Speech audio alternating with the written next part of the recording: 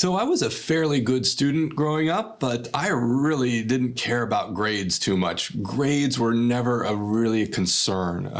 My parents were like most parents, and they would praise me when I got good grades, but that was never really the primary incentive for me. It was always just, okay, here's my report card, and then they would say, good job, keep it up. And it would go by. It was never really something that I made as my goal to get good grades. I wanted to make my parents happy, but I didn't really care about the grade per se.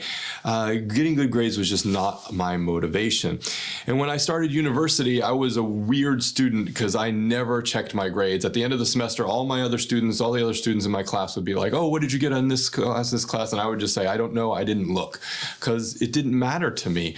I actually, in my undergraduate degree, I didn't even check my grades until the semester that I was supposed to graduate. And the only reason I checked them is to make sure that I was going to be able to graduate that semester. I just needed to make sure that I had passed all my classes.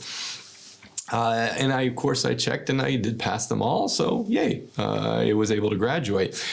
But one of the reasons in retrospect, one of the reasons why I didn't check those grades was because I wanted to have a relationship with the teachers that I had. I wanted to have a strong relationship with them because they inspired me. They showed me new ways of thinking. And I didn't want to lose that because maybe they gave me a grade that I didn't think I deserved. So maybe they gave me a lower grade than I thought that I deserved. And so I never wanted to have that tension or that kind of relationship with any of my teachers. I didn't want to have that feeling of resentment if I got a C and I thought I deserved an A in that class. And so I always give my students the same advice. I tell them, check your grades if you want to at the end of the semester, but don't let a grade that maybe you didn't expect be the reason why you and I couldn't work together or continue to collaborate in the future. I don't want that to be the reason they don't reach out to me and say, hey, Anthony, you really inspired me in the class that I took with you. I want to work with you in some capacity or some form or shape in the future. I don't think that we should be setting ourselves up for that kind of a situation or an issue. So even when I went into work, this kind of incentive that a lot of people have of making money was not the strongest motivator for me. I mean, I want to make enough money to have a decent life, and I have it. I've been really fortunate in my career to always have a decent salary, so I was able to have a good life. But when I worked jobs that maybe didn't make as much money, I would just work a little bit more. I just had the opportunity to work a little bit more and to make that money in order to afford the lifestyle that I wanted. Or I just ended up getting other jobs. So, I mean, when I was an undergraduate student, I would work 3 or 4 different part-time jobs because it worked with my schedule and I was able to make enough money there to kind of have a decent life. So money has never really been the kind of object of my goal or my pursuit or my intention. It wasn't until much later in my life that I realized that my really the motivator is this idea of impact, is this idea of change, this idea of being able to see something that doesn't quite work and fixing it, making it a little bit better. That's what really drives me. That's something that gets me up and out of bed every morning and really gives me the passion to pursue my work with a lot of energy. And it's helping to fulfill a need. It's focusing on the needs of the people around me.